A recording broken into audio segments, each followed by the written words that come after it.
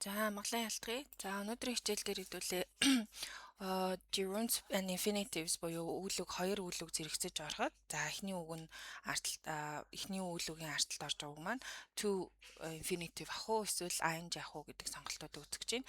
За жишээ хөлбөр уншия. She keeps worrying about her husband. За энэ дээр хоёр үүлэг давхардаж орж байна те. За эхний үүлэг бол keep, нөгөөх нь болохоор worry. За тэнгууд энэ дээр keep гэдэг нь тийм хэвээр байх, ийм хэвээр байх гэж утгаар орж байна. Тэгэхээр энэ үндсэн үүлэгийн араас дахиж нэг үүлэг зэрэгцэж орохдоо ing авдаг гэдэг дүрмийг ашиглаж байна. За жишээлбэл I like being with you. Like гэдэг үүлэгийн араас дахиж нэг үүлэг орохол ард нь заавал ing авдаг энэ дүрмээр авч байна. За ингэж ing авахыг нь болохоор бид нэр gerund гэж нэрлэдэг. За gerund гэдэг нь болохоор ing form of the verb үүлэгийн ing хэлбэр нь. За тэгээд зарим тохиолдолд бол наамны утгаараас ашиглагддаг, буюу жинхэнэ нэр болгож ашиглагддаг. Зарим тохиолдолд бас үүлэгийн тусагдхуун буюу object болж бас ашиглагдаж болох нэ. За жишээ нь they enjoy eating pizza. За тэд нэр пицца идэх дуртай. Тэдэнд пицца идэх нь таалагддаг. За энэ дээр болохоор they have finished working on big projects. За тэд нэр их том төсөл дээр ажиллаж дууссан байна гэж байна. За энэ дээр хоёр үүлэг давхарсан. Энэ дээр бол enjoy гэдгийн араас eat гэдэг үүлэг орж байна.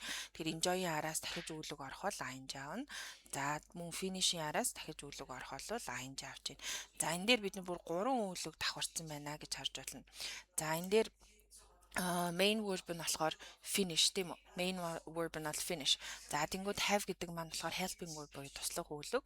За тэгээд энэ хоёр маань нийлээд манай яг гол үүлэг болж байгаа. За энэ дотроо хоёр задарч ин гэсэн үг тий. Тэгэхээр энэ finish гэдэг үг маань дуусчихсан гэсэн утгатай болсон мэн гэсэн үг. Have finished гэхээр. За тэгээд энэнийхээ араас work гэдэг үүлэг орох болохоор ing авч байгаа. Энэ нь ерөөсөө бидний үздсэн тэр present continuous-ийн цаг ерөөсөө биш. Finish гэдгийн араас үүлэг ing авч байгаа. Gerund ашигладаг. Тэр дүрмээ verb pattern буюу үүлэгийн хэлбэр байна гэсэн үг. За дараагийн my sister never stops talking on the phone. За энэ дээр бас stop гэдэг үүлэгийн араас дахиж үүлэг орох бол ing авдаг гэдэг дүрмээ ашиглаж байна.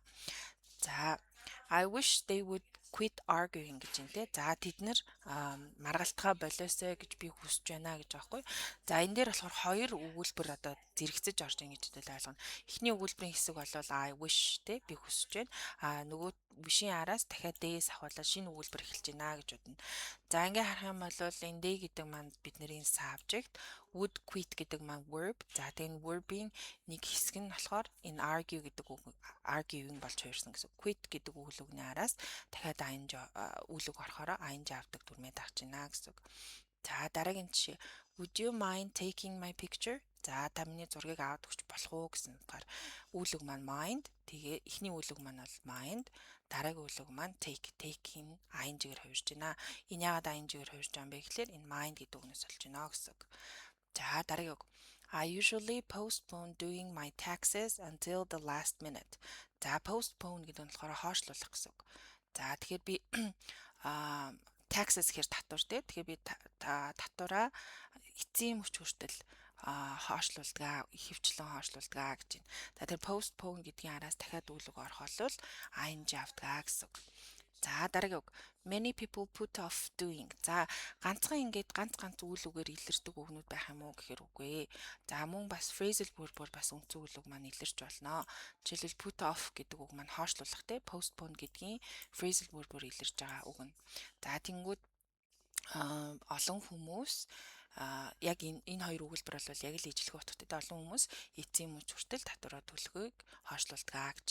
За тэгэхээр заавал ингээ ганцхан өгүүлбэр биш ийм хоёр хэсгээс бүрдсэн phrasal verb-ийн араас ч гэсэндээ өгүүлбэг ing аавна гэдэг дүрмээ даатгаа гэсэн үг. За дараагийн жишээ they have to keep on working until the project is finished. За тэд нэр төслийг дуусгах хүртэл нь ажилласаар хэвээр байна. Ажилласаар хэвээр байх шаардлагатай гэж байна тий. За дараа нь they are considering breaking up. За тэд нэр салгаар одоо бодолцож үзэж байгаа. За энэ дээр болохоор хоёр ing давхарцсан юм шиг харагдаж байгаа тийм үү. За энэ нь юунаас болж байгаа юм бэ гэхэлэр эхний энэ are considering гэдэг нь болохоор present continuous цагаар хуурсан байгаа хэлбэр гэсэн үг. Зөвлөг маань. За тэнгууд энэний араас орж байгаа үг маань одоо энэ үндсэн үлэг энийг хэсэг болж орж байгаа үг маань consider гэдэг үгний араас үлэг орох гэж байгаа учраас ing аавна гэдэг дүрмээ дагж байгаа гэсэн үг байхгүй. Тэгэхээр энэ breaking-ийг бид нэр present continuous-аас болж ing-ийг авч ийн гэж бодохгүй. Consider гэдэг үгнээс болж ing авч ийна гэж бодно. Харин эхний үг маань consider биш are considering гэж хувирж байгаа нь болохоор present continuous цагийг хэрэглэж байгаа учраас. За яагаад вэ гэхэлэр тэд нэр сүүлийн үед хийж байгаа үйл явдал учраас сүүлийн үед ингэхээр бодож байгаа, тэгэхээр төлөвлөж байгаа гэсэн утгаар ашиглаж байгаа учраас present continuous цагаар үлүгээ үндсэн үлүгээ хувиргаж байна гэсэн үг. За гэх мэтчлэн одоо ингээд яг тогтцсон хиллэг мэтээр одоо цээжлэх ёстой өгнүүд тахна шүү дээ. Тийм ээ, жишээлбэл discuss гэдгийн артаас өглөг давхар орохдоо ing аавна, talk-ийн араас бас орохдоо ing аавна, consider-ийн араас бас ing аавна. За үгүйсгэсэн хэлбэр одоо энэ дээр харагдаж байна. Жишээ нь she is considering not going to work today тий. За тэр өнөөдөр ажил руугаа явахгүй гэж бодож байгаа гэдэг аахгүй. Тэгэхээр үгүйсгэл орж ирэхдээ энэ үндсэн үйл үгэн дээрээ биш, артлын энэ одоо ing авч байгаа gerund болж байгаа энэ үгнүүдийнхаа урталд орж ирдэг. Нотын араас gerund залгадаг гэсэн үг. Энэ бүтцийг сайн зээжлээрээ дэвтэр дээрээ тэмдэглэж аваарай. За энэ дасгалыг хэдүүлээ хамт хийж үзье. За they are. За энэ дээр үндсэн үглэг маань think about юм байна те, бодож байна. За go out to play, гарч тоглоё гэж бодож байна гэж юм тийм үү. За энэ дээр are гэдэг одоо туслах үйл үг нь бичигдсэн байгаа юм чинь. За helping verb нь буюу to be бичигдсэн байгаа юм чинь.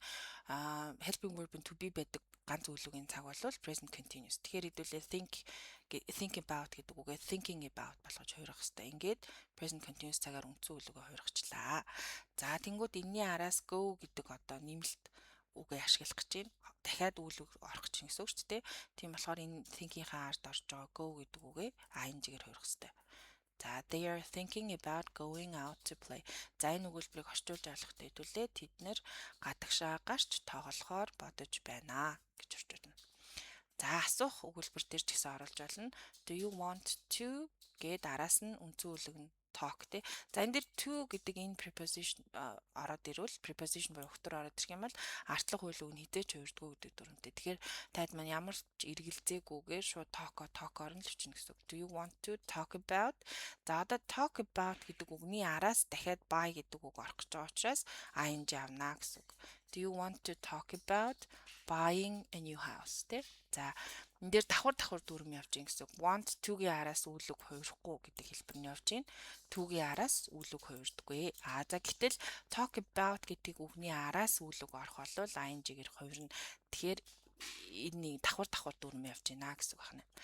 За дараа нь would you get consider тий. Would-ийн араас үйл үг хувирахгүй, consider нь хэвээрээ бичигдэнэ. За гингүүд consider-ийн араас орж байгаа үг бол ing-гээр хувирах хэрэгтэй. Тэгэхээр would you consider giving us less homework this week тий. За окей. За гих мэдчлэн маш ингээд дасгал болгоод дэвтэр дээрээ бичих дасгалуудыг бас оруулъя. Таад маань нөхөд дэвтэр дээрээ бичээд багш руугаа явуулаарай.